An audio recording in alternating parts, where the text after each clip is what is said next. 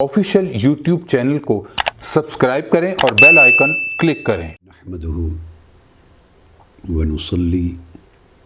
ونسلم على سيدنا ومولانا محمد رسوله النبي الأمين المكين الحنين الكريم الرؤوف الرحيم، أما بعد، فأعوذ بالله من الشيطان الرجيم، بسم الله الرحمن الرحيم، ما آتاكم الرسول فخذوه وما نهاكم عنه فانتهوا، وقال الله تبارك وتعالى، وما ينطق عن الهوى إن هو إلا وحي يوحى، صدق الله مولانا العظيم۔ معزز حاضرین اور سامعین و ناظرین، الحمدللہ تعالی اللہ جل مجدہ کی توفیق سے ہم مقام رسالت اور حجیت حدیث و سنت کے ایک طویل سلسلہ وار موضوع پر گفتگو کرتے چلے آ رہے ہیں، اور اب ہم اس موضوع کے آخری حصے میں داخل ہو چکے ہیں، جس کا تعلق کتابت حدیث، روایت حدیث اور اس کے بعد تدوین حدیث کے ساتھ ہے۔ کتابت حدیث کی منع پر جو کچھ وارد ہوا اور جسے استدلال کے طور پہ پیش کیا جاتا تھا، پچھلی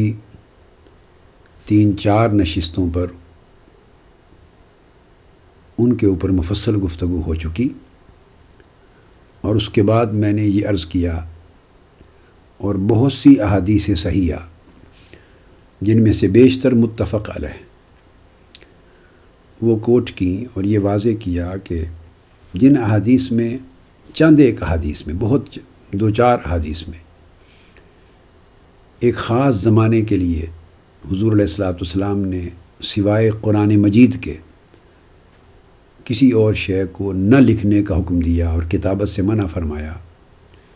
انہی احادیث کے اندر ہی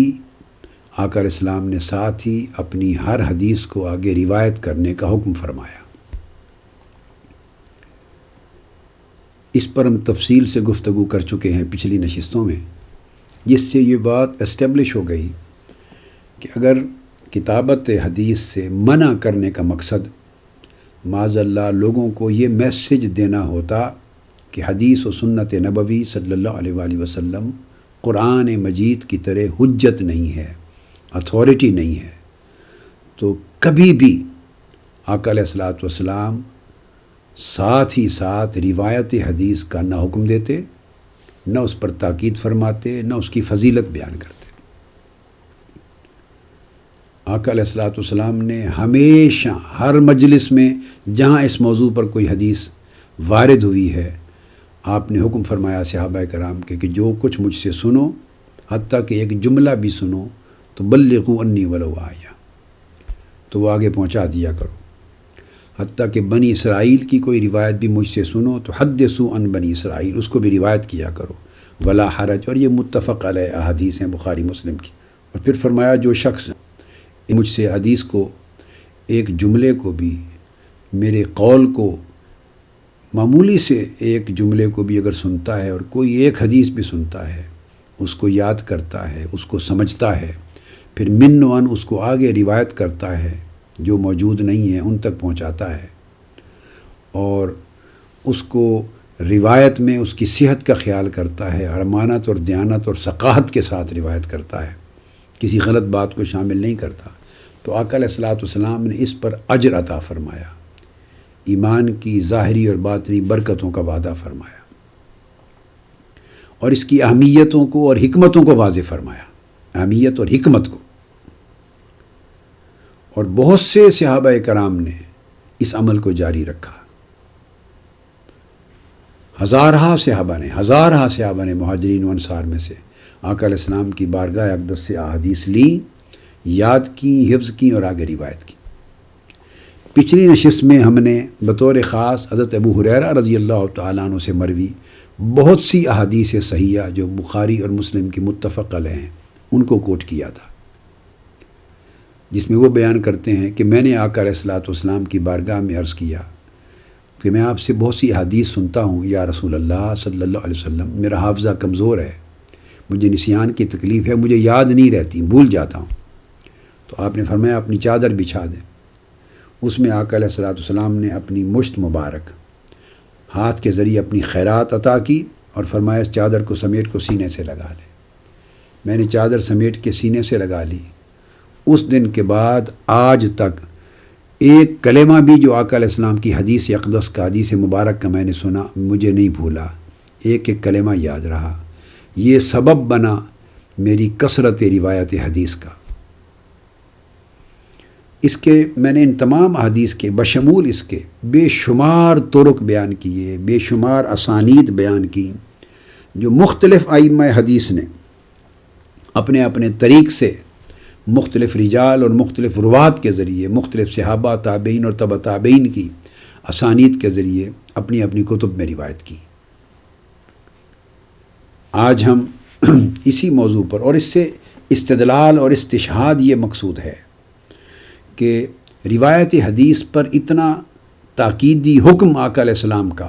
اور صحابہ کرام کو اتنی تاکید کے ساتھ اس عمل پہ جاری کرنا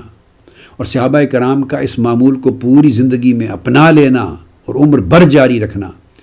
اس بات کا بین ثبوت اور واضح دلیل ہے کہ حدیث نبوی اور سنت نبوی قرآن کی طرح آقا علیہ السلام کے نزدیک حجت تھی، صحابہ کرام کے نزدیک حجت تھی، اور اسی وجہ سے اسے امت تک آقا علیہ السلام اس کے ایک ایک لفظ کا اپنی حدیث مبارک کا پہنچانا چاہتے تھے۔ اب ان تمام احادیث کے ساتھ تو گویا سماع حدیث آقا علیہ السلام سے، پھر اس کی حفظ حدیث، پھر اس کا فہم الحدیث، پھر اس کی فقہ الحدیث، پھر روایت حدیث، پھر صحت روایت حدیث، ان تمام چیزوں کا اہتمام حضور علیہ السلام نے خود فرمایا، اور ان میں سے ایک ایک نقطے پر احادیث نبوی موجود ہیں جن کا ذکر ہم نے پچھلی 4-5 نشستوں میں کیا ہے۔ آج ہم اسی مضمون کو آگے بڑھاتے ہوئے حضرت ابو ذر غفاری رضی اللہ تعالیٰ عنہ کی سے مروی حدیث نبوی صلی اللہ علیہ وآلہ وسلم لا رہے ہیں۔ ان سے قاسم بن عوف الشیبانی نے روایت کیا ہے حدیث کو۔ ابو ذر غفاری رضی اللہ تعالیٰ عنہ روایت کرتے ہیں، قال امرنا رسول اللہ صلی اللہ علیہ وآلہ وسلم ان لا یغلبونا علی ثلاث، کہ آقا علیہ الصلوۃ والسلام نے ہمیں حکم فرمایا، صحابہ کرام کو حکم دیا کہ تم 3 چیزوں کے اوپر کہیں غالب نہ آ جانا، یعنی ایسا نہ ہو کہ تمہاری زندگی کی مصروفیات اور تمہارے اشغال اور کاروبار دنیا اور تجارت اور زندگی کی باقی جو مشاغل حیات ہیں اور فرائض حیات ہیں، ازدواجی زندگی کے، کاروباری اور معاشی زندگی کے، معاشرتی زندگی کے، ان مصروفیات کی وجہ سے کہیں یہ 3 چیزیں تم ترک نہ کر دو، نظر انداز نہ کر بیٹھنا، خبردار ان 3 چیزوں کو پختگی سے اپنی زندگی میں قائم رکھنا۔ فرمایا ان 3 چیزوں پر غالب نہ آنا، ان کو نظر انداز نہ کرنا۔ ایک، ان نأمر بالمعروف، امر بالمعروف، معروف اور نیکی کا ہمیشہ حکم دیتے رہنا، اس کو ترک نہیں کرنا۔ وننہا عن المنکر، اور برائی کو ہمیشہ روکتے رہنا، اس کو کبھی ترک نہ کرنا۔ اور وَنُعَلِّمَ النَّاسَ سُنَن، اور اس پر ہمیشہ عمل رکھنا کہ میری سنن کو، میری سنتوں اور احادیث کو لوگوں تک پہنچاتے رہنا اور لوگوں کو میری سنن اور احادیث کی تعلیم دیتے رہنا۔ آقا علیہ الصلوۃ والسلام نے اس حدیث اور سنت نبوی کو ایجوکیٹ کرنے کا حکم دیا کہ لوگوں کو ایجوکیٹ کرنا۔ نہ صرف یہ اب تک تھا بلغوا انی اور حدثوا انی، میری حدیث کو آگے پہنچانا۔ فَلْيُبَلِّغُ الشَّاهِدُ الْغَائِبَ، جو موجود ہیں مجھ سے سننے والے، جو نہیں سن سکے ان تک میرے ہر قول کو، مقالتی میری زبان سے ادا ہونے والی ہر شے کو، اور میری بیان کردہ ہر حدیث کو۔ یہ تینوں لفظ آقا علیہ السلام نے فرمائے، ہر اس شخص تک پہنچا دینا جو موجود نہیں۔ اب یہاں بات اس سے بڑھ گئی۔ اس حدیث میں آقا علیہ السلام نے فرمایا وَنُعَلِّمَ النَّاسَ سُنَن، صحابہ کہتے ہیں ہمیں حکم دیا کہ ہم لوگوں کو حضور علیہ السلام کی سنن یعنی سنت کا اور حدیث کی تعلیم دیتے رہیں۔ اس کی تاکید فرمائی آقا علیہ السلام نے۔ اس حدیث کو امام دارمی نے روایت کیا ہے، اور امام دارمی کی جو روایت بیان کر رہا ہوں یہ آپ کو معلوم ہونا چاہیے کہ امام دارمی خود کس درجے کے امام حدیث ہیں۔ یہ میں برسبیل تذکرہ اس کا ذکر اور مینشن کرنا ضروری سمجھتا ہوں۔ امام دارمی خود امام بخاری سے بھی 13 برس پہلے آپ کی ولادت ہے۔ امام بخاری سے 13 برس پہلے آپ پیدا ہوئے ہیں، اور سمرقند میں پیدا ہوئے، جیسا کہ امام بخاری بخارا میں پیدا ہوئے۔ سمرقند اور بخارا بالکل ساتھ ساتھ دو شہر ہیں۔ اور امام دارمی ان کا پورا نام ہے امام عبداللہ بن عبد الرحمن بن الفضل التمیمی السمرقندی الدارمی۔ اب ان کا مقام حدیث میں یہ ہے کہ بے شمار شیوخ ان کے اور امام بخاری کے مشترک ہیں۔ ان کے اور امام بخاری کے شیوخ بے شمار مشترک ہیں۔ بہت سے اساتذہ ایسے ہیں جن سے یہ بھی پڑھے، امام بخاری بھی پڑھے، اور ان کا درجہ یہ ہے کہ یہ امام مسلم کے شیخ ہیں حدیث میں، جیسے امام بخاری امام مسلم کے شیخ ہیں۔ اور فرق یہ ہے کہ امام مسلم امام بخاری کے شاگرد ہو کر بھی اپنی صحیح مسلم میں امام بخاری سے انہوں نے حدیث روایت نہیں کی، اپنی انڈیپینڈنٹ اسانید اور طرق سے حدیث لائے ہیں۔ امام بخاری سے پڑھا ہے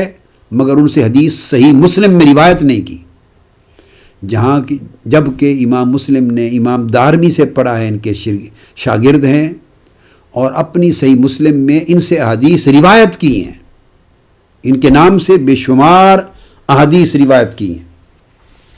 اور درجہ حدیث میں امام دارمی کا یہ تھا کہ امام احمد بن حنبل سے پوچھا گیا، امام احمد بن حنبل سے۔ امام عبد الصمد بن سلیمان البلخی روایت کرتے ہیں کہ میں نے امام احمد بن حنبل سے پوچھا کہ یحییٰ الحمانی کا درجہ حدیث میں اور سند حدیث میں کیا ہے؟ تو امام احمد بن حنبل نے فرمایا فقال ترکناہ لقول عبد الرحمن بن عبد الرحمن الدارمی، ہم نے یحییٰ الحمانی سے حدیث لینا چھوڑ دی ہے اس وجہ سے کہ عبداللہ بن عبد الرحمن الدارمی سے ہم نے یہ بات سنی تھی کہ ان سے حدیث نہ لی جائے، لأنہ امام، کہ امام دارمی حدیث میں امام کا درجہ رکھتے ہیں اور ان کی بات اتھارٹی ہے، ان کے کہنے کی وجہ سے ہم نے فلاں راوی سے حدیث لینا چھوڑ دی ہے۔ اس کو علامہ ذہبی نے سیر اعلام النبلاء میں روایت کیا۔ امام ابو حاتم الرازی روایت کرتے ہیں، فرماتے ہیں کہ 4 ائمہ محدثین کے وہ گزرے ہیں جن کے پائے کا دنیا میں کوئی امام حدیث میں نہیں ہوا۔ فرمایا محمد بن اسماعیل البخاری،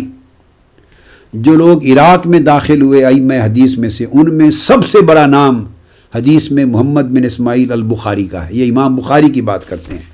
امام ابو حاتم الرازی بیان کر رہے ہیں۔ اور خراسان میں محمد بن یحییٰ سے بڑا عالم حدیث کا امام کوئی نہیں،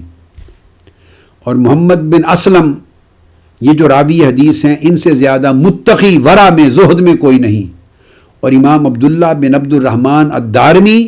سند حدیث اور روایت حدیث میں ان سب سے بڑھ کر اثبت ہیں، ان سے زیادہ پختہ علم حدیث میں کوئی نہیں۔ یہ امام ابو حاتم الرازی جو الجرح والتعدیل کے امام اتھارٹی ہیں، تو امام عبداللہ بن عبد الرحمن الدارمی کو اثبتہم کہتے ہیں کہ ان تمام ائمہ حدیث میں سب سے زیادہ اثبت ہیں، پختہ ہیں، مضبوط ہیں۔ اس کو علامہ ذہبی نے سیر اعلام النبلاء میں روایت کیا۔ اسی طرح امام حاتم الرازی نے یہ بھی کہا کہ عبداللہ بن عبد الرحمن الدارمی وہ امام و اہل زمانے ہی، کہ اپنے پورے زمانے کے ائمہ محدثین کا امام ہے، سب کے امام ہیں۔ امام ابو حامد من الشرقی روایت کرتے ہیں کہ خراسان کی پورے صوبے اور پورے علاقے میں 5 آدمی گنے، 5 ائمہ حدیث، ان سے بڑا امام اس پوری سرزمین میں پیدا کوئی نہیں ہوا۔ ایک فرمایا محمد بن یحییٰ، ایک محمد بن اسماعیل البخاری، ایک عبداللہ بن عبد الرحمن الدارمی، ایک مسلم بن الحجاج امام مسلم، اور ایک ابراہیم بن ابی طالب۔ اس کو بھی علامہ ذہبی نے سیر اعلام النبلاء میں روایت کیا۔ امام محمد بن بشار بیان کرتے ہیں کہ دنیا میں حدیث کے حافظ الدنیا، حفاظ الدنیا، اس کو حافظ الدنیا جس کو کہا جائے، یہ سب سے بڑا لقب ہے۔ مطلب یہ ہوتا ہے کہ کوئی حدیث جو دنیا میں روایت ہوئی وہ اس کے علم سے باہر نہیں ہے، اتنا بڑا سمندر ہے کوئی علم حدیث کا۔ فرماتے ہیں کہ حفاظ الدنیا 4 ہوئے ہیں، ایک ابو زرع الرازی، ایک امام مسلم بن الحجاج نیشاپور میں، ایک امام عبداللہ بن عبد الرحمن سمرقند میں، ایک محمد بن اسماعیل بخارا میں، امام بخاری۔ اسی طرح اور ائمہ نے، یعنی امام احمد بن حنبل نے، امام اسحاق نے، امام ابن المدینی نے، ان تمام ائمہ نے کہا کہ ہم نے امام عبداللہ بن عبد الرحمن الدارمی سے زیادہ حدیث میں احفظ کوئی شخص دنیا میں نہیں دیکھا۔ مزید انہوں نے کہا ما رأیت احدا اعلم بحدیث رسول اللہ صلی اللہ علیہ وسلم من عبداللہ بن عبد الرحمن الدارمی۔ انہوں نے کہا امام احمد بن حنبل نے اور امام اسحاق اور امام ابن المدینی نے اور امام الشاذکونی نے، انہوں نے کہا کہ ہم نے امام دارمی سے بڑا حدیث کے علم میں زیادہ پختہ اور بلند مرتبہ کوئی شخص نہیں دیکھا۔ بلکہ امام ذہبی تو یہاں تک بیان فرماتے ہیں، جو جرح و تعدیل کے، اسماء و رجال کے اور اصول حدیث کے امام ہیں، اتھارٹی ہیں، کہتے ہیں قد کان الدارمی رکنن من ارکان الدین، یعنی وہ علم میں اتنے متبحر اور پختہ تھے کہ ان کا درجہ ارکان دین میں سے گویا ایک رکن کا تھا۔ جیسے 5 رکن دین ہیں، شہادت توحید و رسالت، اقامت صلاۃ، ایتاء زکوٰۃ، حج اور رمضان کے روزے، جس طرح یہ 5 ارکان دین ہیں، فرمایا وہ علم الحدیث اور علم میں ارکان دین کی طرح مثلا ایک رکن تھے۔ مثال دے رہے ہیں، یہ ان کا مقام تھا۔ اور ان کے جو تلامذہ ہیں امام دارمی کے اور ان کی کتاب دارمی کے روات وہی ہیں اکثر جو امام بخاری کی صحیح بخاری کے روات ہیں۔ اور بڑی عجیب بات ہے کہ امام بخاری اور امام مسلم ان دونوں کے ایک شیخ ہیں امام محمد بن یحییٰ الزہلی، یہ امام بخاری کے بھی شیخ ہیں، ان سے حدیث امام بخاری نے صحیح بخاری میں روایت کی ہیں، کئی حدیث روایت کی ہیں امام محمد بن یحییٰ الزہلی سے، باوجود اس کے کہ ان سے خلق قرآن کے مسئلے پر اختلاف ہو گیا تھا ان کا، اور یہ امام مسلم کے بھی شیخ ہیں۔ تو محمد بن یحییٰ الزہلی جو شیخ البخاری اور شیخ مسلم ہیں، یہ امام بخاری اور مسلم کے شیخ امام زہلی وہ امام دارمی کے شاگرد ہیں، امام دارمی کے شاگرد ہیں۔ اس نسبت سے امام دارمی امام بخاری کے دادا استاذ ہیں اور امام مسلم کے بھی دادا استاذ ہیں، شیخ الشیخ ہیں، چونکہ امام بخاری کے شیخ محمد بن یحییٰ الزہلی اور ان کے شیخ امام دارمی، امام مسلم کے شیخ محمد بن یحییٰ الزہلی اور ان کے شیخ امام دارمی۔ یہ میں آپ کو ان کا مقام بتا رہا ہوں۔ امام ابو زرع وہ بھی آپ کے تلامذہ میں سے ہیں، الرازی امام دارمی کے، امام ابو حاتم وہ بھی امام دارمی کے تلامذہ میں سے ہیں، اور یہ امام بخاری کے بھی تلامذہ ہیں، امام مسلم بھی ان کے تلامذہ میں سے ہیں۔ الغرض یعنی یہ ان کا درجہ ہے امام دارمی کا۔ میں نے اس لیے تعارف کرایا کہ کوئی یہ نہ سمجھے کہ یہ امام دارمی کی روایت اور ان کا علم میں کوئی مقام اور ان کی صنعت کا درجہ کوئی کم تر ہے۔ میں نے اس لیے فن حدیث کے ائمہ سے اور اصول حدیث اور اسماء الرجال کے ائمہ سے اور الجرح و تعدیل کے ائمہ سے اقوال امام دارمی کے بارے میں آپ کو سنا دیے۔ اب وہ روایت کرتے ہیں کہ آقا علیہ السلام کا حکم تھا ہمیں کہ ہم حضور علیہ السلام کی حدیث اور سنت کی آگے لوگوں کو تعلیم دیا کریں۔ اب اس کے بعد حضرت ابو امامہ الباہلی رضی اللہ تعالیٰ عنہ روایت کرتے ہیں، ابو امامہ، اور وہ بیان کرتے ہیں کہ اذا قعدنا الیہ، وہ یعنی معمول بیان کیا جا رہا ہے، تابعی بیان کرتے ہیں کہ جب حضرت ابو امامہ کے پاس ہم بیٹھتے، اذا قعدنا الیہ، ان کے پاس بیٹھتے، یجیئنا من الحدیث بامر عظیم، تو وہ حضور علیہ السلام کی حدیث ہمیں بیان کرتے، اور حدیث نبوی میں کوئی خاص بہت بڑا امر آتا تو فرماتے وہ یقول لنا اسمعوا واعقلوا وبلغوا عنا ما تسمعون۔ اب یہ صحابہ کے معمولات بتا رہا ہوں۔ وہ فرماتے کہ اسمعوا، ہم سے سنا کرو اور سن لو، واعقلوا، اور اچھی طرح سمجھ لو اس حدیث کا معنی، حدیث کا سماع کرو، حدیث کا معنی سمجھو، اس کو یاد کرو، وبلغوا عنا ما تسمعون، اور جو احادیث نبوی آپ ہم سے سماع کر رہے ہیں، سن رہے ہیں، انہیں آگے روایت کیا کرو، پہنچایا کرو۔ اس کو ابو المغیرہ رضی اللہ تعالیٰ عنہ اور صفوان کے طریق سے امام دارمی نے روایت کیا، اس کی اسناد صحیح ہیں اس حدیث کی بھی، اور اس کو امام طبرانی نے بھی المعجم الکبیر میں اپنی روایت سے اس کو روایت کیا، امام اپنی سند سے، امام ابن عبد البر نے جامع بیان العلم میں اپنی سند سے روایت کیا۔ الغرض مختلف ائمہ نے اپنے اپنے طریق سے اس حدیث کو آگے لیا ہے۔ اور جو پچھلی حدیث میں نے بیان کی کہ آقا علیہ السلام نے فرمایا کہ میری احادیث اور میری سنتوں کی تعلیم دیا کرو آگے، اس کو نہ صرف امام دارمی نے بلکہ امام احمد بن حنبل نے بھی روایت کیا، مسند احمد بن حنبل کی جلد 5 صفحہ 165 پر۔ امام بہقی نے بھی اپنی سند کے ساتھ الاعتقاد میں روایت کیا،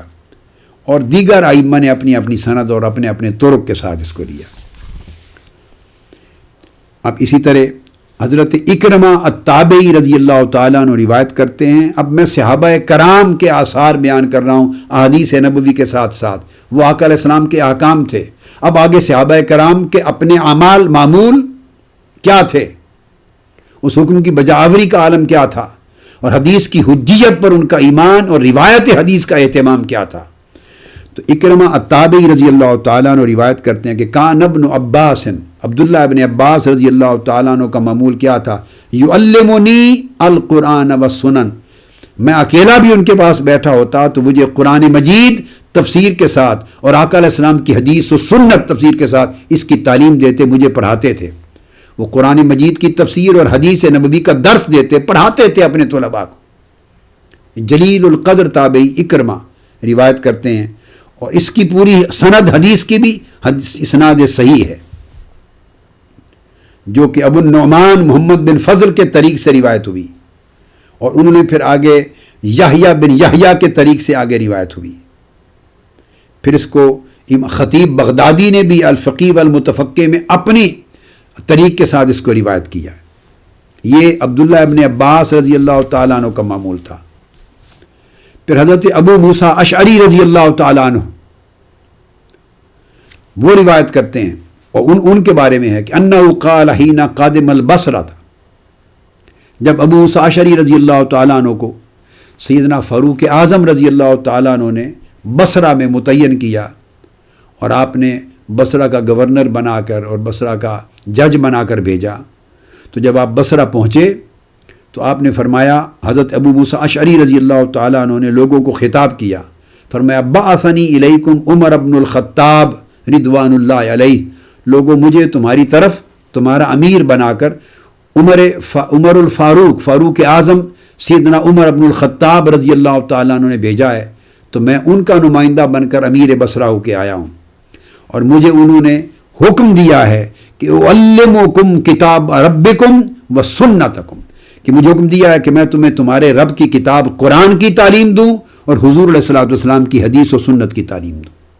وانظف طرقکم، اور اس طریقے سے تمہاری سیرت و کردار کو، تمہارے طریق و شعار کو اور تمہاری زندگی کے احوال کو درست کروں،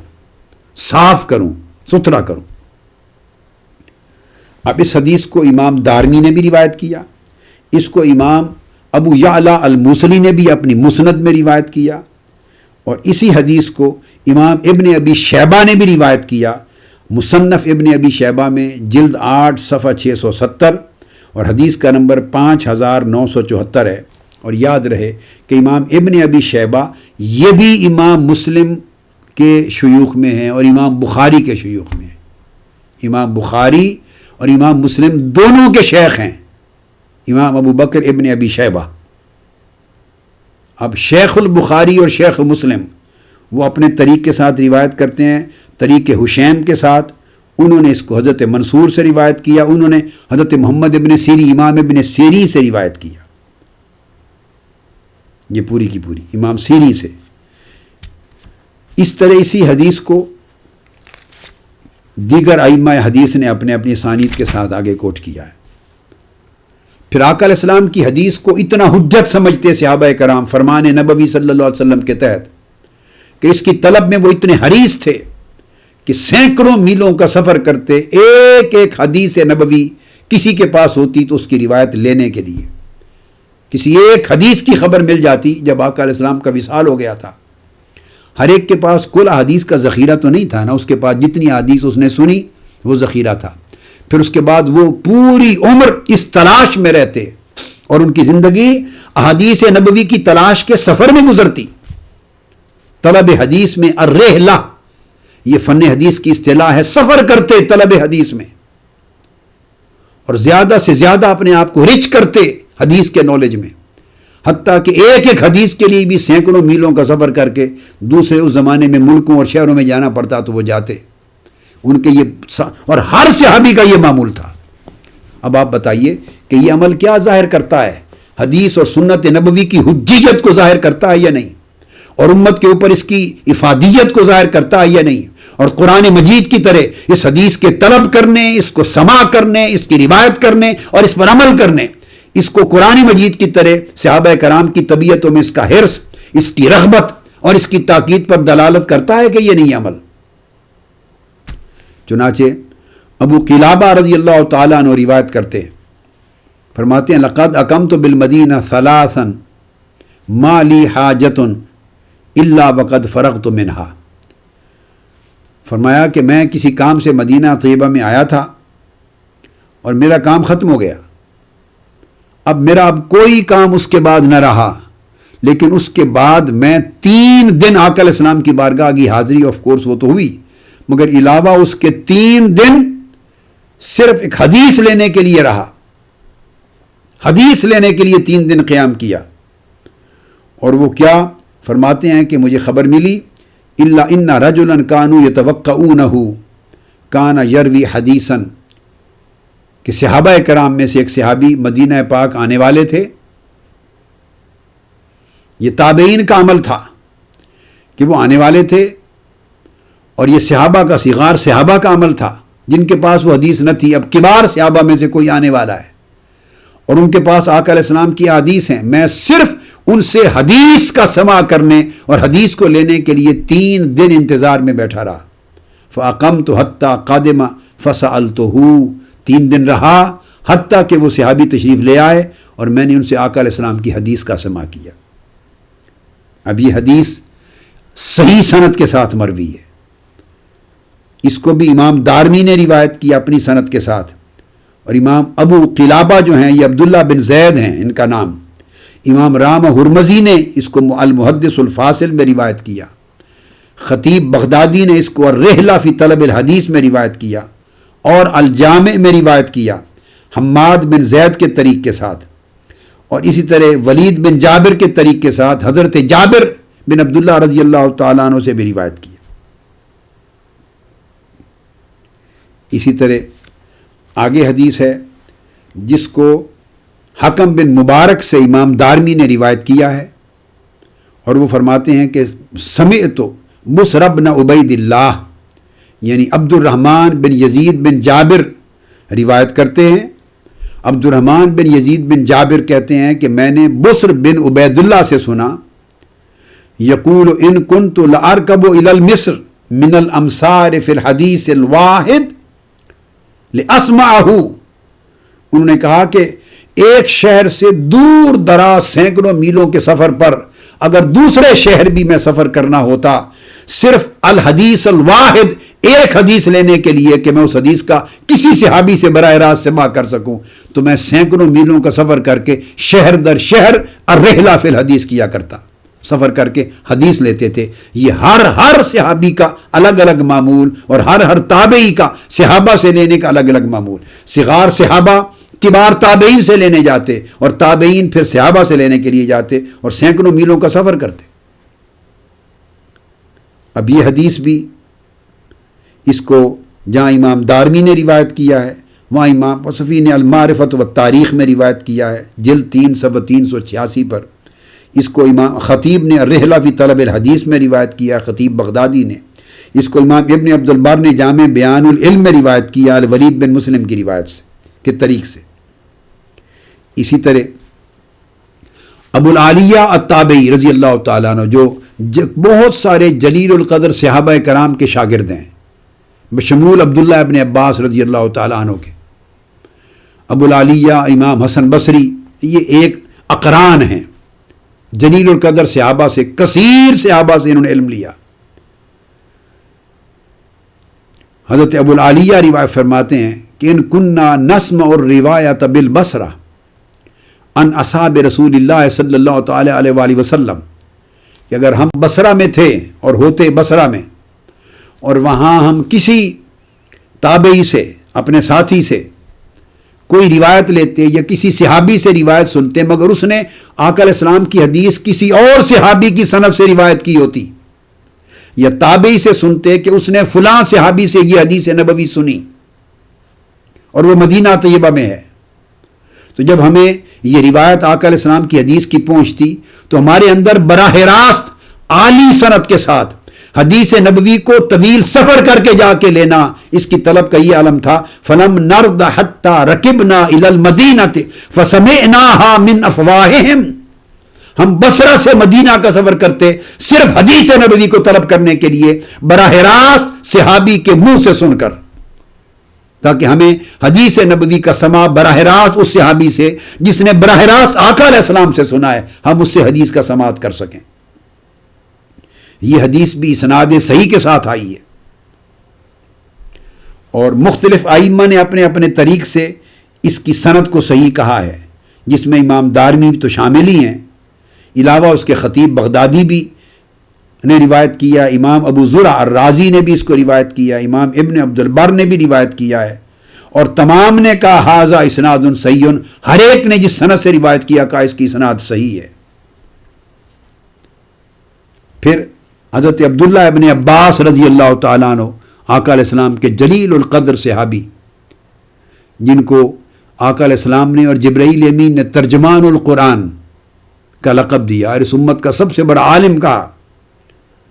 وہ فرماتے ہیں قال ابن عباس رضی اللہ تعالیٰ عنہ طلبت العلم فلم اجدہ اکثر منہ فی الانصار۔ جب بھی یاد رکھیے حدیث کے لٹریچر میں العلم کا لفظ آئے تو دیکھیے علم کے دو ہی منبع تھے، قرآن اور ایک حدیث نبوی، تیسرا علم تو تھا کوئی نہیں۔ صحابہ کرام اور تابعین کے زمانے میں تیسرا علم کوئی نہیں تھا، اگر فقہ بھی تھی تو وہ بھی قرآن اور حدیث ہی کی شکل میں تھی۔ تو جب قرآن کی بات کریں تو پھر طلبت القرآن کہتے ہیں، حفظت القرآن، قرأت القرآن، تعلمت القرآن۔ قرآن کی بات ہو تو لفظ قرآن استعمال ہوتا ہے، اور حدیث کے لٹریچر میں صحابی تابعی جب العلم کہے تو اس سے مراد حدیث ہوتی ہے، حدیث نبوی۔ یہ ایک اصول کی بات ہے، اس لیے بتا دی کہ شاید کچھ لوگ ناسمجھی میں اور فنی بے خبری میں یہ نہ کہیں کہ اس سے مراد تو علم ہے۔ جب طلب علم کی بات ہوتی ہے، الرحلہ فی طلب علم کی بات ہوتی ہے، تو اس کا مطلب الرحلہ فی طلب الحدیث، معنی یہ ہے، کوئی دوسرا مراد اس سے نہیں ہے۔ عبداللہ ابن عباس رضی اللہ تعالیٰ عنہ فرماتے کہ میں علم طلب کرتا، فلم اجد اکثر منہ فی الانصار، اور اگر انصار صحابہ جو اس وقت موجود تھے اکثر علم اگر حدیث ان کے پاس مجھے نہ ملتی تو فرماتے ہیں کہ میں پھر کسی ایسے شخص کے پاس جاتا جس کے پاس حدیث ہوتی، فکنت آتی الرجل فاسأل عنہ، میں پھر ایک ایسے شخص کے پاس جاتا جس کے پاس وہ حدیث ہوتی، اور باقی جو انصار صحابہ تھے ان سے اگر وہ حدیث مجھے نہیں ملی تو میں ایک اور شخص کے پاس جاتا جس کے بارے میں خبر ملتی کہ اس کے پاس آقا علیہ السلام کی ایک حدیث ہے جو باقی اصحاب نے براہ راست نہیں سنی، تو فرماتے فیقال لی نائم، میں اس کے دروازے پر جاتا، یہ عبداللہ ابن عباس رضی اللہ تعالیٰ عنہ فرما رہے ہیں، میں اس کے دروازے پر جاتا تو میں پوچھتا تو پتہ چلتا کہ وہ اس وقت سوئے ہوئے ہیں۔ فرماتے ہیں فَأَتَوَسَّدُ رِدَائِي، تو پھر میں اپنی چادر اوڑھ کے میں لیٹ جاتا اس کے دروازے پر، اور دروازہ کھٹکھٹاتا نہیں تھا۔ ثُمَّ اضْطَجِعُ حَتَّى يَخْرُجَ إِلَى الظُّهْرِ، گرمیوں کے دن ہوتے تو اگر پچھلے دوپہر کے قبل وہ سو جاتے تو میں پھر وہاں ظہر کی نماز ہو جانے تک باہر چادر اوڑھ کے بیٹھا رہتا یا لیٹا رہتا، حتیٰ کہ وہ نماز ظہر کے لیے باہر نکلتے۔ فَيَقُولُ مَتَىٰ كُنْتَ هَاهُنَا يَا ابْنَ عَمِّ رسول اللہ صلی اللہ علیہ وسلم، اے آقا علیہ السلام کے چچا کے صاحبزادے، آپ کب سے کتنی دیر سے یہاں بیٹھے ہیں؟ فَأَقُولُ مُنْذُ طَوِيلٍ، تو میں کہتا کئی گھنٹوں سے، بڑی دیر سے یہاں بیٹھا ہوں۔ وہ کہتے فَيَقُولُ بِئْسَ مَا صَنَعْتَ هَلَّا أَعْلَمْتَنِي، کہ آپ نے اچھا نہیں کیا، آپ نے اپنی آمد کی میرا دروازہ کھٹکھٹا کے جگا کے مجھے خبر کر دیتے، کیوں نہیں مجھے جگایا، میں بتا دیتا۔ فَأَقُولُ أَرَدْتُ أَن تَخْرُجَ إِلَيَّ وَقَدْ قَضَيْتَ حَاجَتَكَ، کہ میں چونکہ حضور کی حدیث لینے آیا تھا آپ کے پاس، آپ کو تکلیف نہیں دی، میں انتظار میں بیٹھا رہا تاکہ آپ از خود جب باہر نکلیں تو تب میری حاجت کو پورا کریں، میری طلب کو پورا کریں، اور میں حدیث جو پوچھنا چاہتا ہوں مجھے اس کے سماعت کروائیں۔ یہ حدیث بھی اسناد حسن کے ساتھ روایت ہوئی، اس کو بھی امام دارمی نے اپنے طریق پہ روایت کیا ہے، امام ابو خیثمہ نے العلم میں اس کو روایت کیا ہے اپنے طریق پر، خطیب بغدادی نے الجامع میں اپنے طریق پہ روایت کیا ہے، اور مختلف طرق سے یہ حدیث آئی ہے، محمد بن عمرو بن علقمہ کے طریق سے بھی یہ حدیث آئی ہے، اور پھر اس کی سند ساری جید اور ثقہ روات پر مشتمل ہے۔ اسی طرح ابو سلمہ بن عبد الرحمن روایت کرتے ہیں حضرت عبداللہ ابن عباس رضی اللہ تعالیٰ عنہ سے، اور ان کے الفاظ یہ ہیں کہ وہ کہتے کہ میں اگر کسی ایک شخص کے پاس انصار کے اس علاقے میں، یعنی فرماتے قال وجد اکثر حدیث رسول اللہ صلی اللہ علیہ وسلم عند هذا الحي من الانصار، انصار کا جو یہ علاقہ ہے، یہ خطہ ہے، اس میں آقا علیہ الصلوۃ والسلام کی سب سے زیادہ احادیث کے جاننے والے لوگ یہاں رہتے ہیں۔ پہلے بھی وہ جو بیان کرتے ہیں فرماتے ہیں جو انصار کا علاقہ تھا مدینہ طیبہ میں، تو انصار کے انصار صحابہ جو وہاں رہتے تھے وہ سب سے زیادہ آقا علیہ السلام کی احادیث کو جاننے والے ہوتے تھے، مگر ان میں سے جس کو پتہ چلتا کہ فلاں کے پاس خاص حدیث ہے، میں اس کے دروازے پر جا کر بیٹھ جاتا، لیٹ جاتا۔ اسی طرح یہاں فرماتے ہیں کہ میں ان کے دروازے پر جا کر بیٹھ جاتا، لیٹا رہتا، اور ایک حدیث میں آپ نے روایت میں فرمایا کہ حتیٰ کہ میرے کپڑوں پر مٹی لگ جاتی، اگر زیادہ دیر گزر جاتی مگر اٹھ کے نہ جاتا، ہوا اڑتی، مٹی آ کے میری چادر کو گرد آلود کر دیتی۔ وہ باہر نکلتے، وہ صحابی جو کبار صحابہ انصار میں سے تھے، تو پوچھتے کہ آپ کیوں اتنی دیر سے یہاں بیٹھے رہے، مجھے جگا دیتے۔ آپ فرماتے نہیں، میں حدیث رسول لینے کے لیے آپ کے پاس آیا ہوں۔ اسی طرح امام عبد الرزاق نے معمر سے روایت کیا، اور انہوں نے امام زہری سے روایت کیا، اور امام زہری کہتے ہیں کنت آتی باب عروہ، کہ میں حضرت عروہ رضی اللہ تعالیٰ عنہ کے دروازے پر آتا، فاجلس بالباب، اور ان کے دروازے پر آ کے بیٹھ جاتا، ولو شئت ان ادخل لدخلت ولکن اجلالا لہ، اگر چاہتا تو میں اجازت لے کے ان کے گھر داخل ہو جاتا، مگر نہیں، چونکہ وہ صحابی تھے اور ان کے پاس حدیث رسول تھی،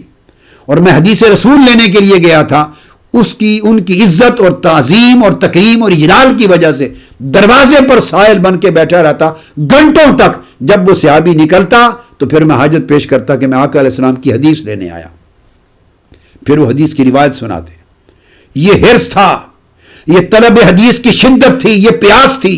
یہ رغبت تھی، یہ تاکید تھی ان کی طبیعتوں میں کہ پوری کی پوری زندگی طلب حدیث رسول میں وہ صرف کر دیتے، اور گھنٹوں ایک ایک دروازے پر سائل بن کے بیٹھے رہتے۔ پھر حضرت اکرمہ التابعی نے عبداللہ ابن عباس رضی اللہ تعالیٰ عنہ سے روایت کیا ہے، اور یہ بطریق یزید بن ہارون یہ حدیث آئی ہے۔ وہ فرماتے ہیں کہ عبداللہ ابن عباس رضی اللہ تعالیٰ عنہ نے فرمایا کہ جب آقا علیہ السلام کا وصال ہو گیا، لما توفی رسول اللہ صلی اللہ علیہ وآلہ وسلم قلت لرجل من الانصار یا فلان ہلم فلنسأل اصحاب النبی صلی اللہ علیہ وسلم فإنهم اليوم کثیر۔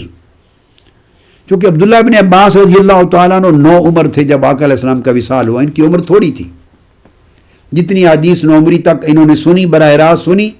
پھر آقا علیہ السلام کے وصال کے بعد یہ کبار صحابہ سے، انصار اور مہاجرین سے، ان سے حدیث لیا کرتے۔ آقا علیہ السلام کا جب وصال ہو گیا تو فرماتے ہیں میں نے انصاری صحابہ میں سے، انصار کے افراد میں سے ایک شخص کو کہا، وہ صحابی تھا یا تابعی تھا، پروبیبلی وہ صحابی تھا انصار میں سے، اس کو میں نے کہا کہ اے فلاں شخص، آئیے ہم مل کر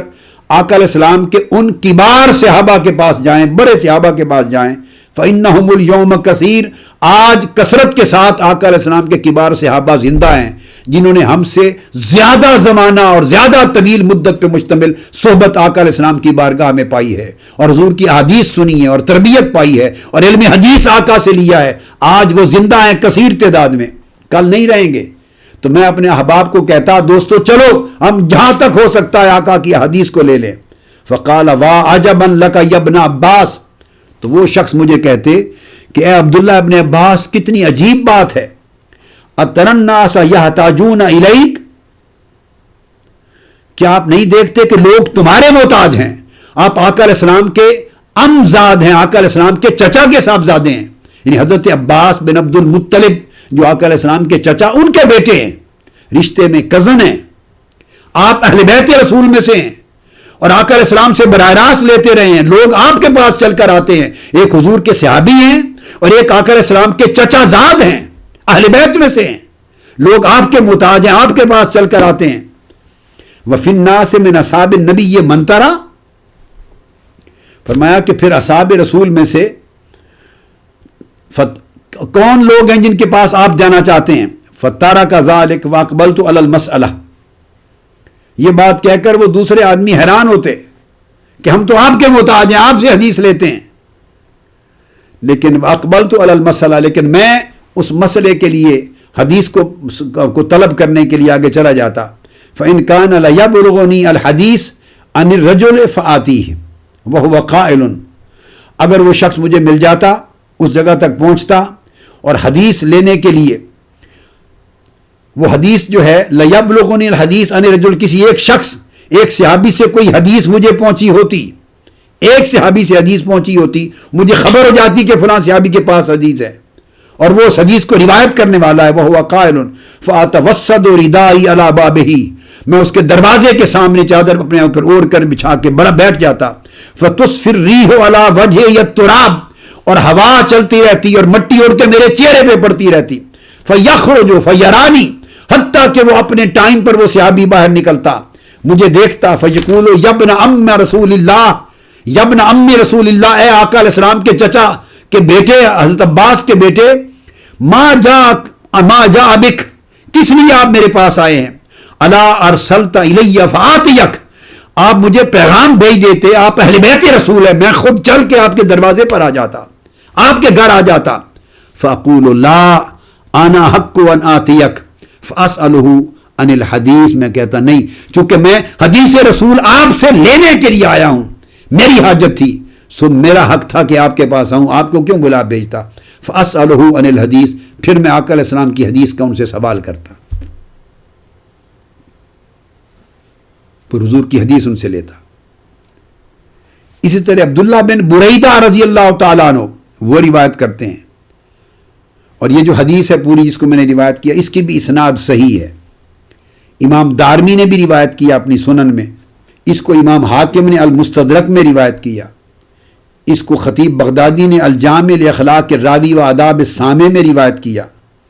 اور یزید بن ہارون کے طریق سے بھی روایت کیا، اور حدیث جو ہے اپنی صحیح سند کے ساتھ ہے، اس کے تمام روات ثقہ ہیں اور صحیح ہے۔ اب اگلی حدیث عبداللہ بن بریدہ رضی اللہ تعالیٰ عنہ روایت کرتے ہیں، فرماتے ہیں ان رجلا من اصحاب النبی صلی اللہ علیہ وسلم رحل الى فضالۃ بن عبید، وہ بیان کرتے ہیں کہ صحابہ کرام میں سے ایک شخص حضرت فضالہ بن عبید کے پاس گئے، وہ ہوا بمصر، وہ اس وقت مصر میں تھے، فقادم علیہ وہ یمد لناقۃ لہ، وہ ان کے پاس پہنچے اور وہ اس وقت اپنی جو اونٹنی تھی اس کو باندھ تیار کر رہے تھے، فقال مرحبا، ویلکم کیا، اما انی لم آتک زائرا، آپ مجھے بتا دیتے کہ میں آپ کے پاس زیارت کرنے کے لیے آ جاتا، ولیکن سمعت انا، میں ان کو بتاتا، جب مجھے ویلکم کرتے میں ان کو بتاتا کہ میں کسی اور کام کے لیے آپ کے پاس نہیں آیا، نہ آپ کو تکلیف دی، نہ میں کسی اور کام کے لیے آیا، نہ آپ سے کوئی اور غرض ہے، نہ کوئی حاجت ہے، انی لم آتک زائرا، اور نہ آپ سے ملنے کے لیے آیا ہوں،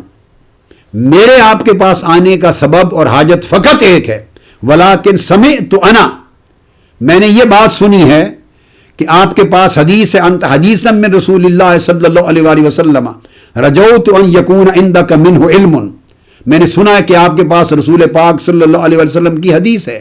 اور آپ اس کو روایت کرتے ہیں، میں آقا علیہ السلام کی حدیث جو آپ روایت کرتے ہیں براہ راست آپ کے منہ سے اس کا سماع کرنے آیا ہوں اور وہ حدیث لینے کے لیے آیا ہوں۔ پھر قال کذا و کذا، پھر وہ حدیث مجھ کو روایت کرتے، یہ حدیث بھی سند صحیح کے ساتھ آئی،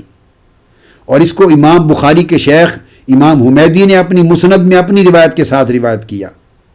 اور امام دارمی نے اپنی سند اور اپنی طریق کے ساتھ اس کو روایت کیا، اور اس کو صحابہ کرام کا اور تابعین کا پھر معمول یہ تھا کہ حدیث کے بارے میں ان کی اتھارٹیٹیونیس پر ان کا عقیدہ یہ تھا، صحابہ کا اور تابعین کا۔ آقا علیہ السلام نے تو فرما دیا تھا اس حدیث میں جس کو میں پچھلی نشست میں بیان کر چکا ہوں، ترمذی کے علاوہ ابن ماجہ میں ہے، بیہقی میں ہے، حاکم کی مستدرک میں ہے، تمام ائمہ حدیث نے اسناد صحیح کے ساتھ اپنے اپنے طریق سے روایت کی، جس میں آقا علیہ السلام نے فرمایا کہ وہ شخص جو مسند پہ ٹیک لگائے بیٹھا ہوگا اس کے پاس میری حدیث پہنچے گی، میں تمہیں اس کے فتنہ اور گمراہی کی خبر دے رہا ہوں، اس کے پاس میری حدیث پہنچے گی، اور جب حدیث میری سنے گا فَيَقُولُ بَيْنَنَا وَبَيْنَكُمْ کتاب اللہ، لوگو حدیث رسول پر دھیان نہ دھرو، تمہارے اور ہمارے درمیان اللہ کی کتاب قرآن ہے، وَمَا وَجَدْنَا فِيهِ مِنْ حَلَالٍ اسْتَحْلَلْنَاهُ وَمَا وَجَدْنَا فِيهِ مِنْ حَرَامٍ حَرَّمْنَاهُ، بس جو قرآن نے جس کو حرام کہا اس کو حرام سمجھو، قرآن نے جس کو حلال کہا حلال سمجھو، یہی قرآن حجت ہے۔ آقا علیہ السلام نے فرمایا الا وَإِنَّمَا حَرَّمَ رَسُولُ اللَّهِ فَهُوَ مِثْلُ مَا حَرَّمَ اللَّهُ تَعَالَى، یاد رکھ لو لوگوں وہ گمراہ اور جھوٹا ہے، جو کچھ رسول پاک رسول اللہ کا رسول جس چیز کو حرام قرار دیتا ہے وہ قرآن مجید کے حرام کردہ کے برابر ہے۔ جو حدیث سے حرام ہوتا ہے کسی چیز کا حرام ہونا، وہ اسی طرح اس کی حرمت ہے اور حجیت ہے جس طرح کوئی چیز قرآن میں اس کی حرمت بیان ہو جائے۔ اس حدیث کی اتھارٹیٹیونیس پر اب تابعین، صحابہ اور تابعین کا اپنا عقیدہ کیا تھا، امام اوزاعی روایت کرتے ہیں حضرت یحییٰ ابن ابی کثیر سے، وہ کہتے اس چیز کے اوپر قال السنۃ قاضیۃ علی القرآن ولیس القرآن بقاض علی السنہ، وہ فرماتے کہ یحییٰ ابن کثیر وہ کہتے کہ جو آقا علیہ السلام کی حدیث و سنت ہے یہ قرآن پر فیصلہ کرنے والی ہے، مگر قرآن حدیث کے اوپر فیصلہ کرنے والا نہیں ہے۔ اب یہ جملہ سن کے آپ حیران ہوں گے، میں اس کی وضاحت کرتا ہوں۔ فرماتے قرآن کے اوپر سنت اور حدیث فیصلہ کرتی ہے، یعنی قرآن میں اگر کوئی حکم مجملاً آیا ہے تو حدیث اس کی تفصیل بیان کرے گی، قرآن میں کوئی حکم عام آیا ہے حدیث اس کو خاص کر سکتی ہے، قرآن میں کوئی حکم مطلق آیا ہے حدیث اس کو مقید کر سکتی ہے، قرآن میں کوئی حکم عام آیا ہے حدیث اس میں استثناء کریٹ کر سکتی ہے، قرآن میں حکم آیا ہے حدیث اس میں کوئی زیادہ اضافہ کر سکتی ہے، اس میں ایڈیشن کر سکتی ہے، قرآن کا کوئی حکم مبہم آیا ہے حدیث اس کی شرح تفسیر اور اس کی تشریح کرے گی۔ تو اس طرح حدیث قرآن مجید کو سمجھنے میں ممد ہے، معاون ہے، تو قرآن سمجھنا ہو تو حدیث کی حاجت ہے قرآن کے سمجھنے کے لیے، مگر فرمایا حدیث کو سمجھنے کے لیے قرآن کی حاجت نہیں، کہ قرآن کا درجہ اونچا ہے، حدیث شارح قرآن ہے نہ کہ قرآن شارح حدیث، حدیث قرآن کی شرح کرتی ہے، جبکہ قرآن حدیث کی شرح نہیں کرتا. اس لیے قرآن مجید سمجھنے کے لیے حدیث کی حاجت ہے، مگر حدیث رسول کو سمجھنے کے لیے قرآن کی حاجت نہیں. قرآن انڈیپینڈنٹ ایک سورس ہے، ایک مصدر ہے علم کا. حدیث اپنی حیثیت میں مصدر اور ماخذ علم بھی ہے. اس سے شریعت کے احکام بھی بنتے ہیں اور قرآنی احکام کی شرح بھی ملتی ہے. تو گویا حدیث کی حاجت قرآن سمجھنے کے لیے دو طرح کی ہے. یہ اس کا معنی ہے جو انہوں نے فرمایا کہ السنت، یہ اتنی بڑی حجیت ہے حدیث و سنت کی، اس کو قرآن کے سمجھنے میں اتھارٹی کہا، جبکہ حدیث کے سمجھنے میں قرآن اتھارٹی نہیں ہے. گویا حدیث اگر قبول کرنی ہے تو یہ معیار نہیں ہوگا کہ کیا یہ قرآن کے مطابق ہے. نہیں، جو شخص یہ کہے کہ اگر حدیث قرآن کے مطابق ہو تو مانوں گا، وہ کافر ہو جائے گا، اسی کلمہ سے کفر ہو جائے گا. اس لیے کہ حدیث کلام رسول ہے اور وہ شرط لگا رہا ہے اطاعت رسول پر کہ اگر حضور کا حکم قرآن کے مطابق ہوگا تو مانوں گا. اس کا مطلب ہے حضور کا حکم فی نفس ہی واجب الاطاعت نہیں اور آقا علیہ السلام مطاع مطلق نہیں. ان اٹ سیلف حضور کا حکم اتھارٹی نہیں ہے، وہ نفی کر رہا ہے. جبکہ اللہ نے فرمایا یا ایھا الذین آمنوا اطیعوا اللہ واطیعوا الرسول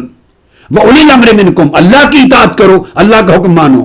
اور رسول کا حکم مانو، تو دونوں کے حکم انڈیپینڈنٹ ہیں. یہ شرط لگانا کہ حضور کا حکم اگر قرآن کی مطابقت میں ہوگا تو تب مانوں گا، اتنے کلمہ سے انسان کافر ہو جاتا ہے. یہ ہے ایبسولوٹ اتھارٹیٹیونیس، آقا علیہ السلام کی حدیث کی ایبسولوٹ اتھارٹی. اسی طرح کوئی کہے کہ حدیث اگر قرآن کے مطابق ہے اور سنت قرآن کے مطابق ہے تو مانوں گا، یہ شرط لگانے سے وہ کافر ہو گیا. کیونکہ قرآن نے کہا فَإِن تَنَازَعْتُمْ فِي شَيْءٍ فَرُدُّوهُ إِلَى اللَّهِ وَالرَّسُولِ. اگر تمہارا نزاع ہو جائے تو فائنل اتھارٹی، سپریم اتھارٹیز دو ہیں، یا اللہ کی کتاب قرآن ہے یا رسول اس کا کلام حدیث و سنت ہے. مشروط نہیں کر سکتے. جس طرح قرآن کو ماننے کے لیے حدیث کی مطابقت کی شرط جائز نہیں، اس طرح حدیث اور سنت رسول کو ماننے کے لیے قرآن سے مطابقت کی شرط جائز نہیں. اس لیے کہ قرآن کو رسول اللہ صلی اللہ علیہ وسلم سے بہتر کوئی نہیں جانتا. آقا سے بہتر قرآن کو کون جانتا ہے؟ سو جو بات حضور نے کہہ دی وہ قطعی طور پہ قرآن کے مخالف ہو ہی نہیں سکتی، وہ قرآن کے مطابق ہی ہوگی. ہماری سمجھ میں ممکن ہے نہ آئے. اگر ہماری سمجھ میں اس کی تطبیق اور موافقت نہ آ رہی ہو تو اہل علم کی طرف رجوع کرو. فَاسْأَلُوا أَهْلَ الذِّكْرِ إِن كُنتُمْ لَا تَعْلَمُونَ. تمہاری سمجھ میں نہیں آ رہی، یہ مت کہو کہ قرآن کے مطابق حدیث ہوگی تو لوں گا، ورنہ نہیں. نہ نہیں سمجھ آ رہی، تعارض محسوس ہو رہا ہے تمہیں، تو اہل علم سے پوچھو جو فن کے امام ہیں. یہ معنی ہے اس کا. اور یہ حدیث بھی اسناد جید کے ساتھ، اسناد صحیح کے ساتھ آئی ہے، اور محمد بن عیینہ اس کے طریق سے آئی ہے. امام ابو اسحاق ابراہیم بن محمد کے طریق سے پھر آئی ہے اس کی سند کے ساتھ. اور دیگر ائمہ نے، امام ابن بطہ نے الابانہ میں اس کو اپنے طریق سے روایت کیا، امام مروزی نے السنہ میں اپنے طریق سے روایت کیا، امام ابن عبد البر نے جامع بیان العلم میں اپنی سند کے ساتھ روایت کیا، جس میں اب حضرت حسان رضی اللہ تعالیٰ عنہ فرماتے ہیں. آگے آئیے اگلی حدیث. اور حضرت حسان سے امام اوزائی نے اس کو روایت کیا، اور ان سے امام محمد بن کثیر روایت کرتے ہیں. حضرت حسان نے فرمایا قال کان جبریل ینزل علی النبی صلی اللہ علیہ وآلہ وسلم بالسنہ کما ینزل علیہ بالقرآن. فرماتے ہیں جبرائیل امین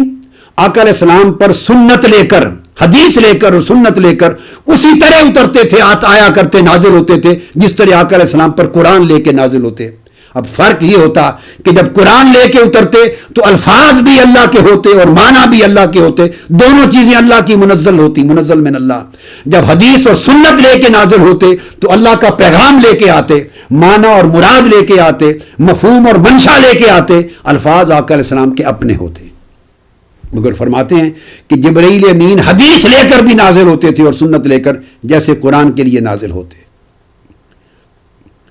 اب یہ حدیث کو، اس کو بھی ائمہ حدیث نے اس کو روایت کیا. امام ابو داؤد نے بھی اپنی مراسیل میں روایت کیا. امام ابو داؤد نے، امام ابن بطہ نے اس کو روایت کیا الابانہ کے اندر، محمد بن کثیر کی روایت سند کے ساتھ. امام لالکائی نے شرح و اعتقاد اہل سنہ نے اپنے طریق اور سند کے ساتھ روایت کیا. امام مروزی نے السنہ میں اس کو اپنے طریق سے روایت کیا، اور ساروں نے عیسیٰ بن یونس کے طریق سے، اور ان سب نے امام اوزائی کے طریق سے، اور کہا ھذا اسناد صحیح، انہوں نے فرمایا کہ یہ حدیث کی اسناد صحیح ہے۔ اب اسی طرح حضرت سعید بن جبیر رضی اللہ تعالیٰ عنہ جلیل القدر تابعی ہیں، وہ روایت کرتے انہ حدث یوما بحدیث عن النبی صلی اللہ علیہ وسلم فقال رجل، سعید بن جبیر رضی اللہ تعالیٰ عنہ نے ایک دن آقا علیہ السلام کی حدیث روایت کی، حدیث بیان کی، اور تو اس پر ایک شخص نے کھڑے ہو کے کہا فقال رجل فی کتاب اللہ ما یخالف ھذا، اس نے کہا معاذ اللہ یہ جو حدیث ہے قرآن مجید کی فلاں آیت کے ساتھ اس کی مخالفت ہے، یعنی اس کا تضاد یا تخالف بنتا ہے، قرآن مجید کی آیت کے ساتھ مطابقت نہیں رکھتی۔ حضرت سعید ابن جبیر رضی اللہ تعالیٰ عنہ جلیل القدر تابعی، عبداللہ ابن عباس رضی اللہ تعالیٰ عنہ اور دیگر بڑے بڑے جلیل القدر صحابہ کرام کے شاگرد، اور اتھارٹی ہیں حدیث میں بھی اور تفسیر کے اندر قرآن میں اتھارٹی ہیں۔ وہ فرماتے جب اس شخص نے کہا کہ اس حدیث کا تعارض ہے، معاذ اللہ کانفلکٹ ہے قرآن کی فلاں آیت کے ساتھ، آپ جلال میں آ گئے۔ قال اللہ ارانی احدثک عن رسول اللہ صلی اللہ علیہ وآلہ وسلم، انہیں کہا کہ خدا کے بندے میں تمہیں رسول اللہ صلی اللہ علیہ وآلہ وسلم کی حدیث سنا رہا ہوں، اور آقا علیہ السلام کی حدیث تم پر روایت کر رہا ہوں، تم دیکھتے نہیں، غور نہیں کرتے میری طرف۔ وتعرض فی کتاب اللہ، اور تم اس کو اللہ کی کتاب قرآن کے ساتھ اس کا معارضہ کر رہے ہو، اس کا مقابلہ کر رہے ہو۔ اور فرمایا کان رسول اللہ صلی اللہ علیہ وسلم اعلم بکتاب اللہ تعالی من کا، یاد رکھ لو یہ حدیث رسول ہے اور میں روایت کر رہا ہوں، حدیث صحیح ہے، اور تم کہہ رہے ہو اس کو قرآن کے ساتھ مقابلہ کر کے کہ فلاں آیت کے ساتھ اس کا کانفلکٹ ہے معاذ اللہ۔ کیا تم زیادہ قرآن کو جانتے ہو یا مصطفیٰ جو صاحب حدیث ہے وہ زیادہ قرآن کو جانتے تھے؟ آقا علیہ السلام سے بڑھ کر قرآن کو، کتاب اللہ کو جاننے والا کون تھا؟ اور وہ حضور علیہ السلام فرماتے اعلم بکتاب اللہ تعالی من کا، تم سے اللہ کی کتاب قرآن کو زیادہ جانتے تھے۔ اگر آقا نے بات فرمائی ہے تو وہ کسی قرآنی آیت کے خلاف کیسے ہو سکتی ہے؟ لہذا یہ سوچ کفر ہے۔ یہ ہو سکتا ہے کہ آپ کی سمجھ میں ایک بات نہ آئے، آپ کو کانفلکٹ نظر آئے، آپ کو کنٹراڈکشن نظر آئے، آپ کو اس کے ساتھ اختلاف نظر آئے، تعارض نظر آئے، سو آپ کو اہل علم و فن سے اس کی تفسیر پوچھنی چاہیے، قرآن کی تفسیر پوچھیں، حدیث کی تشریح پوچھیں، تطبیق ہو جائے گی۔ یہ حدیث بھی جہاں امام دارمی نے اپنے طریق سے روایت کی، اور یہ حدیث بھی صحیح ہے، کوئی ایک حدیث بھی میں صحت کے درجے میں کم بیان نہیں کر رہا ہوں، ہر ایک کا حکم دے رہا ہوں، حکم الاسناد، اسنادہ صحیح، یہ بھی حدیث ہے صحیح۔ امام آجری نے الشریعہ میں اس کو اپنے طریق سے روایت کیا، امام دارمی نے اپنے طریق سے، ابن بطہ نے الابانہ میں اپنے طریق سے روایت کیا، خطیب بغدادی نے الجامع میں اپنے طریق سے روایت کیا، اور یہ طریق حماد سے بھی یہ حدیث آئی، اور پھر الگ الگ ائمہ نے اپنے طریق سے، اس کے تمام رجال بھی ثقہ ہیں۔ یہ صحابہ کرام اور تابعین کا انداز تھا آقا علیہ السلام کی حدیث پر اعتماد کا اور حدیث کی حجیت کا۔ پھر ابو سعید خدری رضی اللہ تعالیٰ عنہ، وہ صحابی جن سے سب سے مضبوط اور مستحکم حدیث نہیں یہ کتابت حدیث کی مروی تھی، جس کے جواب ہم دے چکے ہیں، اب وہ روایت کرتے ہیں ابو سعید خدری رضی اللہ تعالیٰ عنہ اہمیت حدیث پر، حجیت حدیث پر، فرماتے ہیں قال تذاکر الحدیث فإن الحدیث یہیج الحدیث، اور یہ حدیث بھی اسناد صحیح کے ساتھ ہے، اس کی سند صحیح ہے، حدیث بھی صحیح۔ ابو سعید خدری رضی اللہ تعالیٰ عنہ فرمایا کرتے کہ لوگوں مجلس میں بیٹھو تو حدیث نبوی کا مذاکرہ کیا کرو، بار بار دہرایا کرو، ایک دوسرے کو سنایا کرو حدیث نبوی کو، چونکہ ایک حدیث جب انسان ایک پڑھتا ہے تو حدیث سے حدیث یاد آتی ہے، ذکر بہ الحدیث، ایک حدیث کے بیان کرنے سے دوسری حدیث یاد آتی، اور اس طرح حدیث یاد رہتی ہے، انسان بھولنے سے بچ جاتا ہے۔ یہی روایت جس کو ابو سعید خدری رضی اللہ تعالیٰ عنہ کی میں نے آپ کے سامنے کوٹ کی، اور یہ یعنی ابو مسلمہ کے ساتھ اور ابو نضرہ کے ساتھ مروی ہے ان کے طریق سے، یہ ابو عوانہ کے طریق سے بھی روایت ہوئی ہے، یہی حدیث ابو معمر اور حشیم کے طریق سے بھی روایت ہوئی ہے، یہ حدیث ابو معاویہ اور آمش کے طریق سے بھی روایت ہوئی ہے، اور یہ حدیث ابن الیہ اور جریری کے طریق سے بھی روایت ہوئی ہے، اور ابو مسلمہ کے علاوہ ابو نضرہ کا جو میں نے روایت کیا اس طریق سے بھی روایت ہوئی ہے، 7 مختلف اسانید اور طرق کے ساتھ یہ حدیث روایت ہوئی ہے ابو سعید خدری رضی اللہ تعالیٰ عنہ کے۔ آج کی گفتگو یہاں پہ ختم کرتے ہیں. اس موضوع کو انشاءاللہ تعالی اگلی نشست میں ہم جاری رکھیں گے. وما علینا الا البلاغ. آفیشیل یوٹیوب چینل کو سبسکرائب کریں اور بیل آئیکن کلک کریں.